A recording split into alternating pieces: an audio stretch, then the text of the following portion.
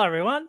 My name is Smatho, and you can find me at dailyfantasyrankings.com.au, and I'm here with a special edition for SportChamps. SportChamps are Australia's tournament betting site where a small outlay means you can punt all day and hopefully back yourself with plenty of winners, and I'm actually a big payday. Now, you can access this at sportchamps.com.au or download the app from the Apple Store or the Google Play Store. Let me bring up SportChamps right now for you to show you what you can do here on Cox Plate weekend on Saturday.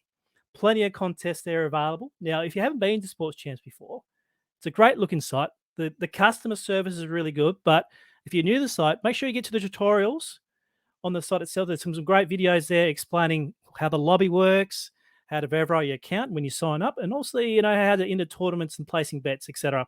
And the different styles of contests as well. So get on to SportChamps, Australia's #1 punting tournament website. Now, with a Cox Plate coming up, it means that mugs like myself, right? We know a couple of horses, but you've got to bring in the big guns. Now, speaking of big guns, my mate here from RacingBet is Tim Geers. Let him bring him in. How are you, buddy? How you going? Yeah, very well, Smatho. Thank you. It's good to join you once again. It's been a hot minute since we've last caught up to do a show like this. But yeah, looking forward to the weekend's racing ahead. As you mentioned, Cox Plate weekend at Moonee Valley and plenty of SportChamps tournaments to get involved in. So hopefully can find a few winners for those viewers at home. Yes, looking to find a few winners. And there's a particular contest that I have my eye on straight away. So I come back into the lobby and I hit the specials tab here on SportChamps and scroll down here, full card Moonee Valley. This is the one that I like to get involved with. Now, if you're not sure what full card is, let me into the contest first of all. Full card is you get 10 races at Moonee Valley. You get 1,000 SportChamps cash per race, and you try and bank your winnings, all right? You use it and you lose it. 10 race card, as you said, $1,000 there. Now, we're recording this show on Thursday, and there's a bit of news kicking about already with the Saturday coming up there, Tim. Yeah, well, just before we've come live on the air here, Smatho, to record, the news has broken that 2 of the runners in Saturday's Cox Plate have basically failed vet tests. Those being Call Sign Mav, the Kiwi, and Gold Trip, the European import that was set to make his Australian debut for Kieran Maher and David Eustace. So we'll have to stay tuned to see if they do line up in Saturday's Cox Plate, especially Gold Trip, probably a live chance in the race. So, yeah, shaking things up just before we've come on. Wow, that's big news. That's big news, Tim. So hopefully these selections do pull through for the race. Now, mate, there's a 10 race card here at the Moonee Valley, and we're going to go through a couple of selections for me today. These bets are going to go straight on this particular tournament. Once they're in, they're in. So, mate, where are we kicking off first? Because these first four races, you want to be building a bit of a bank to get in front of the leaderboards to start with. So, look, picking favourites is, fantastic, but you're not going to get much cash back for the leaderboard. So, tell me, what kind of race we're looking at and what kind of value tip you got for me?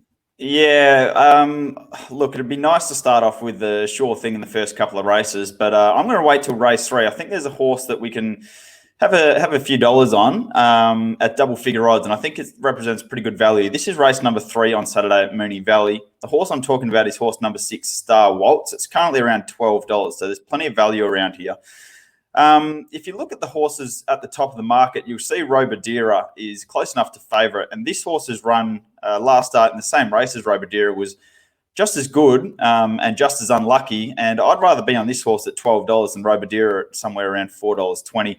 Look, it was just a horror show. He was held up the whole length of the straight, basically. Damian Lane had a handful of horse under him, just ran into dead ends everywhere he went, and like I said, never got a clear crack at them.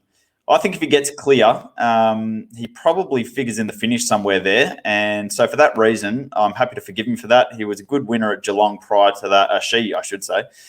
And yeah, I just thought coming out of that race, meets a lot of the same horses again, meets New York Baby and Robadera, like I said. And yeah, look, at $12 here, 3 times the price of those other horses, I think she represents a lot of value for the Ellerton Zara stable. Damian Lane booked to ride again. And from barrier 9, probably shouldn't find a whole lot of traffic. Hopefully gets a clear run.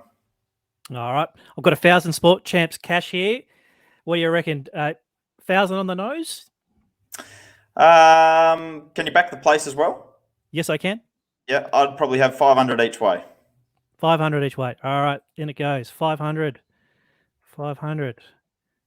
In it goes.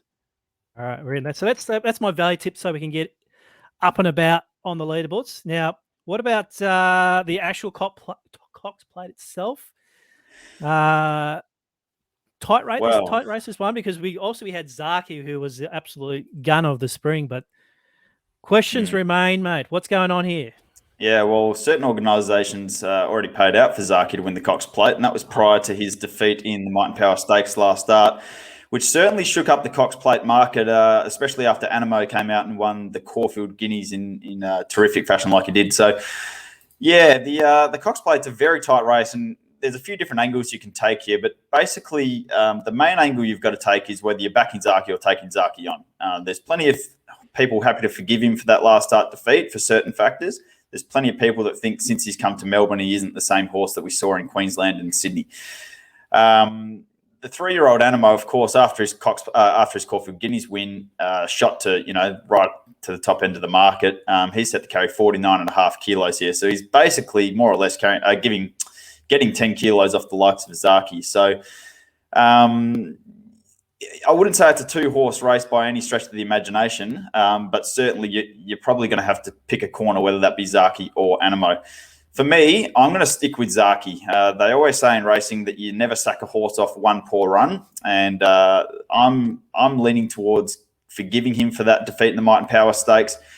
I think the slightly bigger field and the better race shape here and the better tempo in the race will suit Zaki. Gets a little bit cut out of the ground. There is rain forecast on Friday and Saturday, which probably suits him. James McDonald comes down from Sydney and reunites with him. I think he knows this horse better than anyone else. And yeah, I think there's just a few positives that could see him bounce back to his best here. Animo, I have some concerns. There's a lot of people declaring him the winner of the Cox Plate, but I just have some concerns. First time at 2,000 metres, he's going to strike a high-pressure race here, and he's drawn barrier 10, which probably sees him close enough, worse than midfield, certainly in the back half of the field. And he's probably going to have to make an early move, loop the field, and stick on, as I said, high-pressure first time 2,000 metres. That's just enough for me to query him, especially at the price, given, he's around a $4 chance and Zaki's around $2.80. Gold Trip would have been a very live chance in this race, but you have to basically take him on now that he's got that lameness query.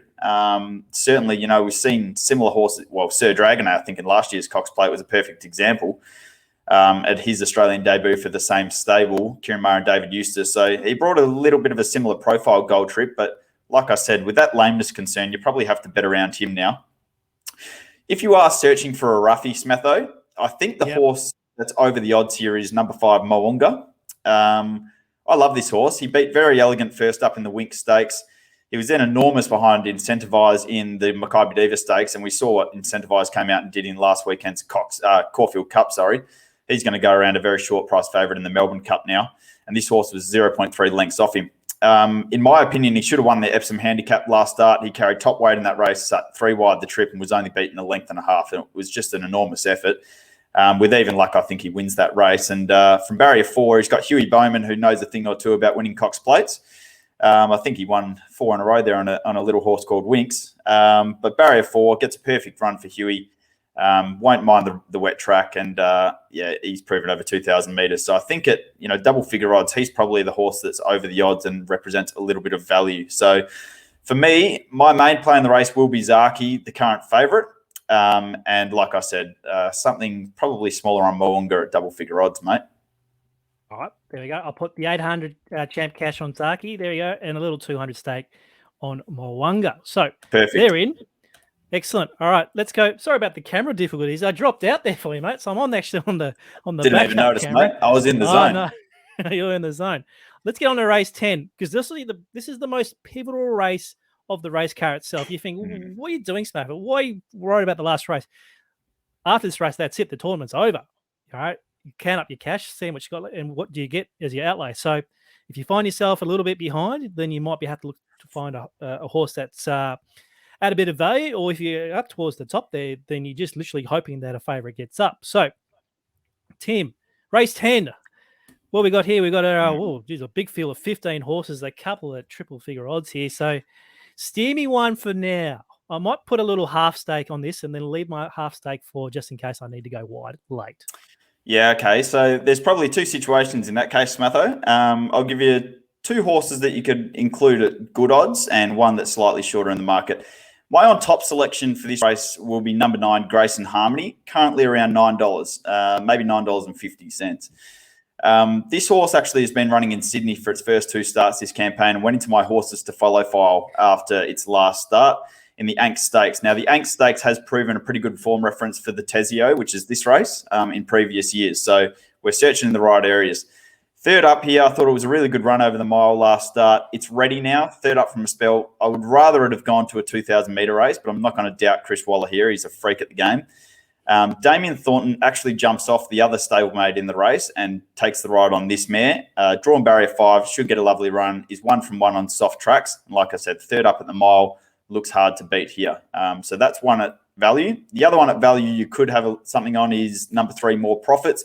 Comes out of the same race as Grace and Harmony, actually, the Yank Stakes in Sydney. Didn't get much luck at all. Had to come from near last. Basically was held up until the 150-metre mark and then flashed home to run second, beaten just over a length. So she's going really well. Some sort of query where she's going to get from barrier 8. And if you're searching for something closer to the favourites, I think there's the other Waller horse, number 7, Only Words, is going to run a good race here as well. It ran 4th in the Ladies' Day Bars last start and 4th in the Stock Stakes here at Moonee Valley prior to that.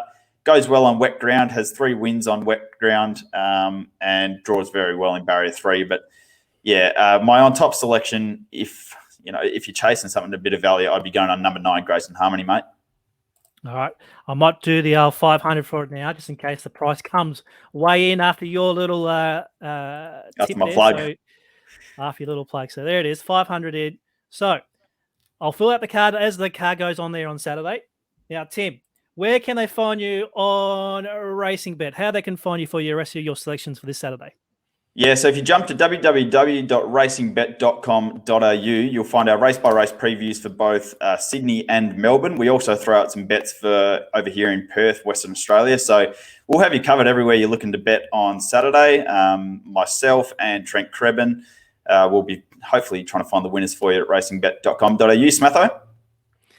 Thank you, Tim. Now, with thanks to Sports Champs, good luck for your Cox Plate this weekend. And if there's anything at all, get to sportchamps.com.au. Thank you, Tim.